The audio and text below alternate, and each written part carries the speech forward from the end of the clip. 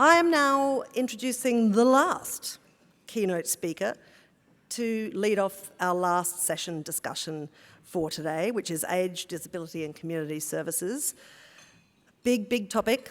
Fortunately, we have an absolute superstar to speak with us, and it is Emerita Professor, such a nice word, isn't it, Emerita? Sara Charlesworth. Sara is Professor Emerita in the College of Business and Law at RMIT University, a very famed socio-legal scholar whose research and advocacy centres around gender, equality and inequality in employment in the labour market, industry and workplace levels.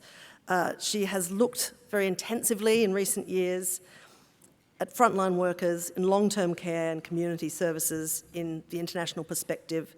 She's provided expert evidence to the Royal Commission into Aged Care Quality and Safety and the Aged Care Work Value case currently before the Fair Work Commission. She is a HumanAbility thinker in residence, another great thing for the business card.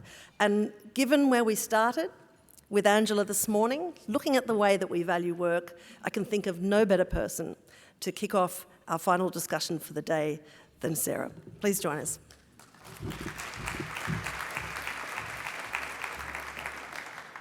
Thank you very much, Annabelle, for that kind introduction. I'd also like to pay my respects to the Ngunnawal and Ngambri people on whose lands we're meeting today. And I pay my respects to elders past, present and emerging, and any First Nations people here in this room or indeed online, and I acknowledge their lands on which they are living and working. So many thanks indeed to Emma for the opportunity to speak today. I'm really honoured to be here at this very first session of HumanAbility. I think it's really exciting. So in setting the context for its strategic and engagement plan, HumanAbility draws on the draft national strategy on the care and support economy to set up the vision for its work. And that is a sustainable and productive care support economy that delivers quality care and support with decent jobs. So I want to use my time today to unpack a little what this vision might mean in aged care, disability and community services, not only for the work of HumanAbility, but particularly in effective government stewardship, which directly relates to that work. And that's something that Jay picked up on earlier. But first I want to problematise the issue of what constitutes productivity in human services. The messages in the draft national strategy are not as clear as they might be. While recognising that productivity will look different across the different care and support sectors, the draft strategy talks about opportunities to foster innovation, provide better outcomes through the use of technology, better regulation and market design. But at the same time, the draft strategy also uses the analysis by the Productivity Commission to highlight what is said to be productivity growth of close to zero in the non-market sector, that's us, since the turn of the millennium. What lurks behind such an analysis is a traditional productivity equation of outputs produced per unit of labour input. So it's important to be clear about what productivity in human services is and what it is not. As Gabriel Maher and I set out in our recent evidence in the Fair Work Commission's Aged Care Work Value case, because of the relational character of direct care work, productivity cannot be improved by simply increasing the output of care per unit of time. In fact, the opposite can be true, as rushed and missed care undermine the quality of care and can drive avoidable problems in the health and safety of clients, residents and workers. And what Annie Butler referred to this morning is moral distress among workers, and we're seeing this increasingly. So it's important to be clear, in care and support work, productivity improvement is better conceptualised as increasing the quality of care provided within a given time. Care and support workers with higher level skills whose work is organised in ways that provides them with the opportunity and most importantly the time to exercise those skills will be more productive in providing high quality care. In the case of aged care, workers who have the opportunity to get to know the clients and residents to whom they provide care are more able to meet those older people's individual needs and indeed the fluctuations in those needs. They come to understand an older person's preferences and routines and will be able to exercise the skills and situational judgment so crucial in working empathetically with often vulnerable human beings to provide sensitive personal care and emotional and social support. So our evidence before the Fair Work Commission was focused on industrial awards and their failure to promote these ways of working. And we argued that recognising the value of aged care work through improved pay, classification structures and decent relativities between levels in those structures is one important remedy to the problems of quality and productivity in the aged care sector.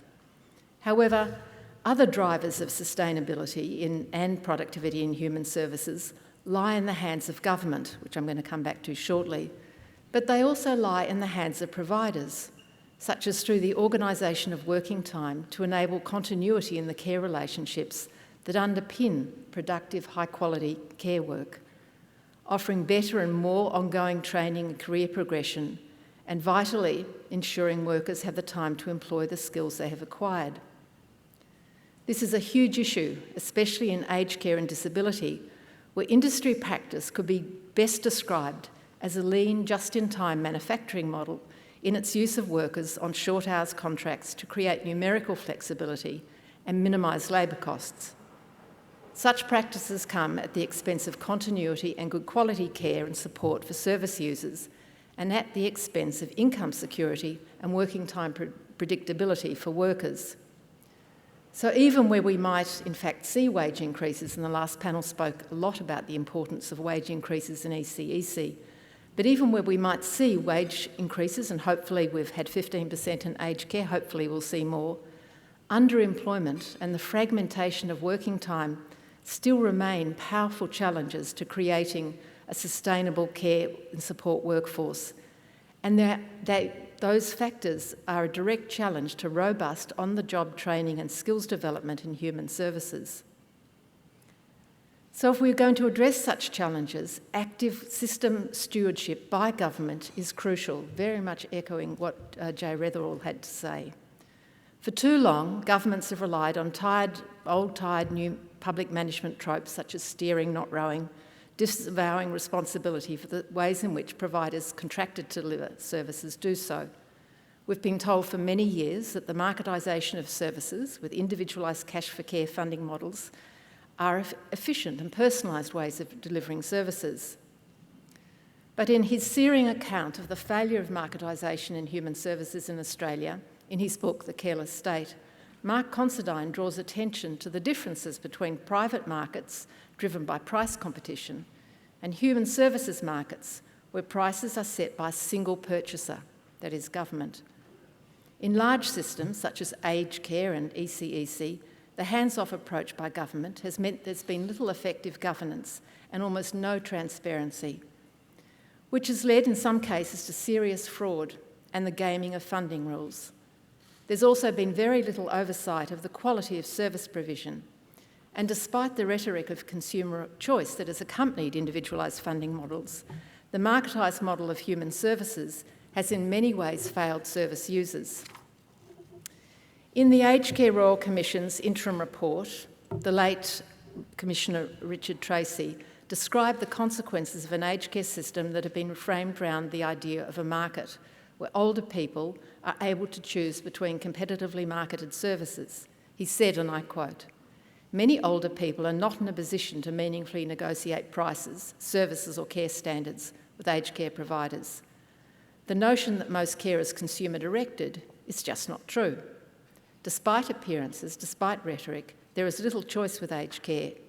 It's a myth that aged care is an effective consumer-driven market." And in its final report, the Royal Commission linked a suite of problems, including ones we've been talking about today, high staff turnover, problems with maintaining the quality of care, to low wages, poor employment conditions, lack of investment in staff, and in particular, staff training and limited opportunities to progress or be promoted with very few career pathways. So I want to just talk to three of the many issues that proactive government system stewardship really, I think, needs to address in human services in Australia. Firstly, government stewardship of public funding needs to remove incentives for gaming and cost shifting that drive inefficiency, complexity and poor quality care. We need funding models that encourage quality and efficiency and voice at the local level. So taking up what our earlier speaker James was talking about, as well as responsiveness, including at that local level. Governments need to consider about how different funding models shape the organisation of work and service quality outcomes. So, for example, in home care, the block-funded Commonwealth Home Support Program and the Cash for Care Home Care Packages Program provide very different experiences for service users and workers.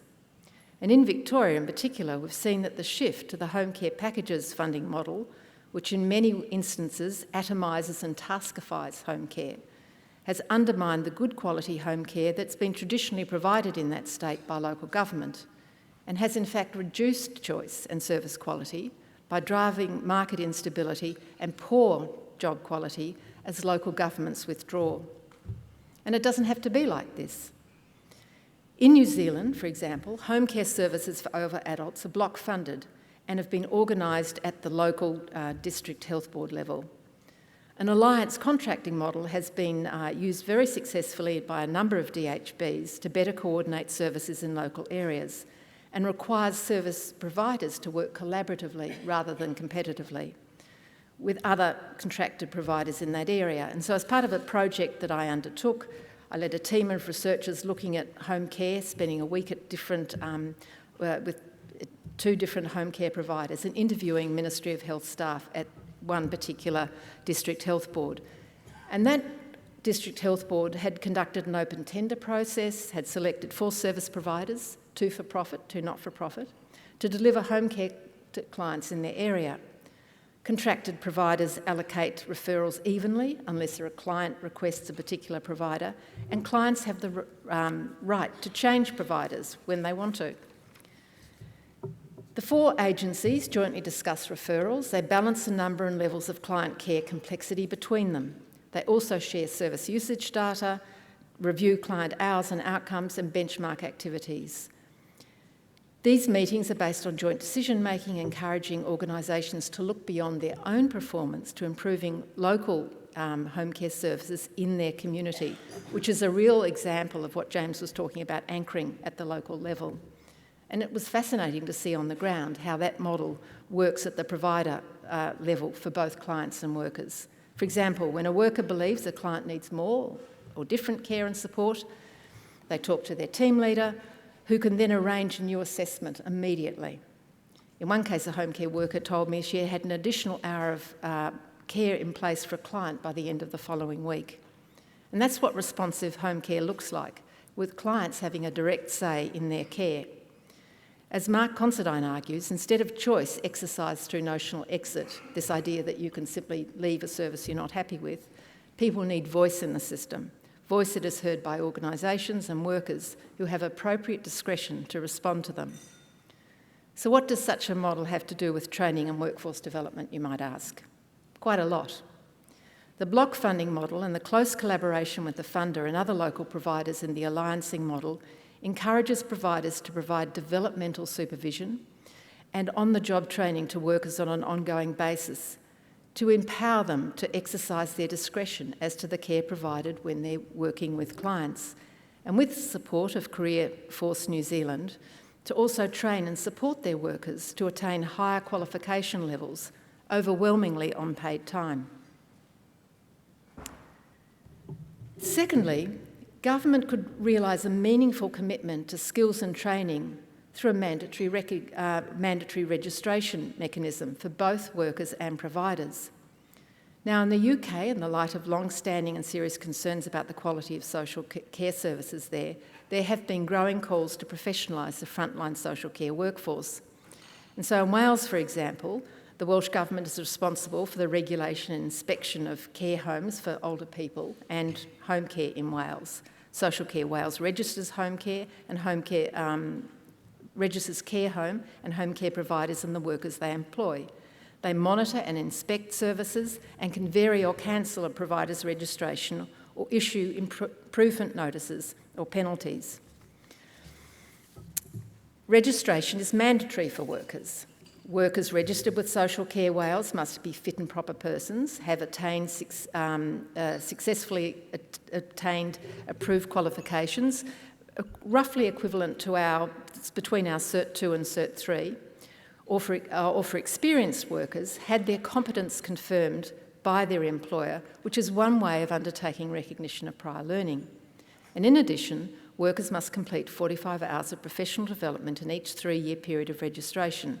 That is discussed to and agreed to by their manager and recorded with Social Care Wales. So in their inspections, Social Care Wales is looking for evidence of this professional development has actually been undertaken. But registration is not merely in place to police the conduct of workers.